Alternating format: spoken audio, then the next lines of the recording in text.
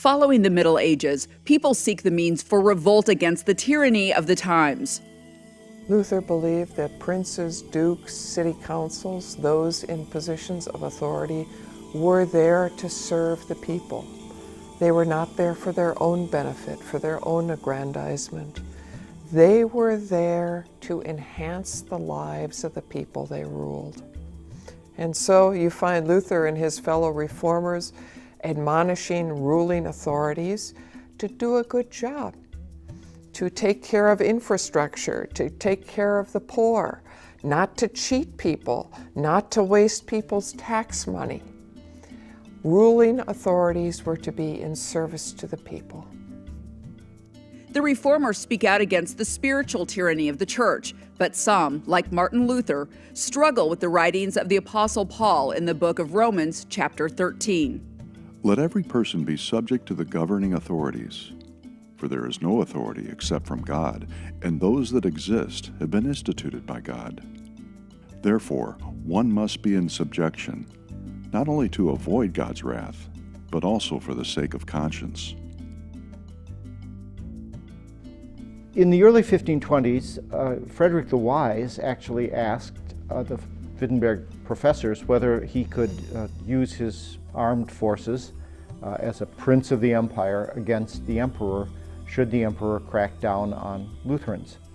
Nicholas von Amsdorf, the nobleman, said, well, of course, he's an elected emperor, and he was elected by the electors like Frederick the Wise.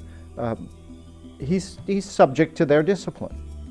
Johannes Bugenhagen and Philip Melanchthon were more moderate. Melanchthon liked the argument that if there's notorious injury, there's a kind of natural law right to defend yourself and whatnot.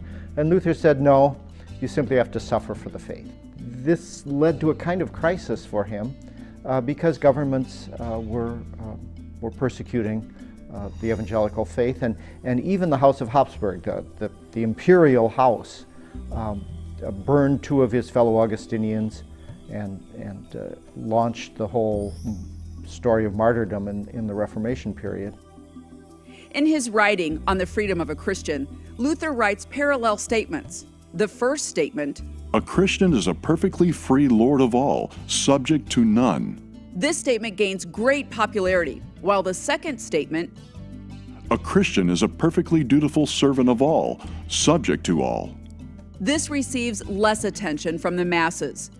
The peasants' revolt, the enthusiasts of the 1520s very quickly disillusioned him, that in fact, left to themselves, people will not only take the truths of the gospel, but will uphold them without a whole lot of help from the magistrate and from the clergy. So Luther was disillusioned at that point. In 1530-31, when after the Augsburg Confession was given to the emperor and rejected by the emperor, Charles V, and then there was the threat that April 15, 1531, you guys are back under Roman obedience, or we're going to come with our troops.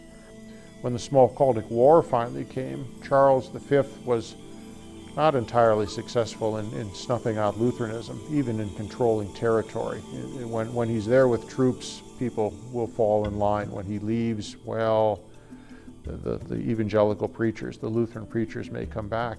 But what is clear is that he may be able to control the territory, but he can't control the hearts and the minds. And people have learned their catechisms, their little booklets at home. Luther started to rethink his position. So in his warning to his dear Germans, he actually is edging toward what became more explicit in the late 1530s, a theory based on his understanding of Christian vocation. If the emperor is not fulfilling his vocation properly, then he has forfeited the right to complete obedience. And not anybody on the street can resist, but the princes of the empire can resist. In part, that was due not to his theological convictions, but to a constitutional argument. It's a matter of calling, and the princes have the calling to keep the emperor in line. And that idea then influenced some of his followers who resisted Charles V after the Smalcald War in the city of Magdeburg. And in 1550, pastors there drew up a confession, which was a confession of faith, but then also argued for the right to resist the suppression of the gospel also with armed force, as Magdeburg was actually doing. It was a city under siege. Within the confession is a direct response to the Romans 13 passage. Yes, political authorities were appointed by God to do good. But if they are not doing good, then they could not have been appointed by God. Yes, we must render to Caesar the things that are Caesar's and to God the things that are God's. But if Caesar wants or takes what is God's, then we must withhold or retrieve it for God's sake. Yes, he who resists the authorities resists God. But if the authorities resist God, then surely we must avenge God's honor. The Magdeburg Confession became a well-known document. It was written in German and in Latin, and particularly in the city of Geneva, as the French government continued to persecute the followers of Calvin in France. Theodor Beza, for instance, Calvin's right-hand man, picked up the ideas of the Magdeburg Confession, and then from Beza, it goes clearly into the 17th century work on resistance that led the Puritans to justify their revolt against Charles, the Stuart government, and resulted then in the Commonwealth. But even before that, people like John Ponnet or Ponnet, I'm never sure how he actually pronounced it in the 16th century, an English clergyman, an English theologian and bishop. He's a good example of how already in the 16th century, when Mary Tudor, the so-called Bloody Mary, began to persecute Protestants in the 1550s, Ponnet and others picked up on the Magdeburg Bekenntnis, or Confession, and used it to formulate their own theories of resistance. This gave people the basis for what they consider righteous resistance against the government. The English had a revolutionary tradition that was really based on common law and the lack of right of tyranny, we might say. No tyrant could be tolerated in human society. People among the early Puritan movement in England already were picking up on the Magdeburg Confession, which reflects Luther's understanding that there's an argument to be made from the calling of the emperor to serve the common good, and when the government doesn't serve the common good, resistance is possible. As the American colonists consider resistance against England, Poynant's teachings influenced the likes of John Adams, forming a basis for the American Revolution in 1776.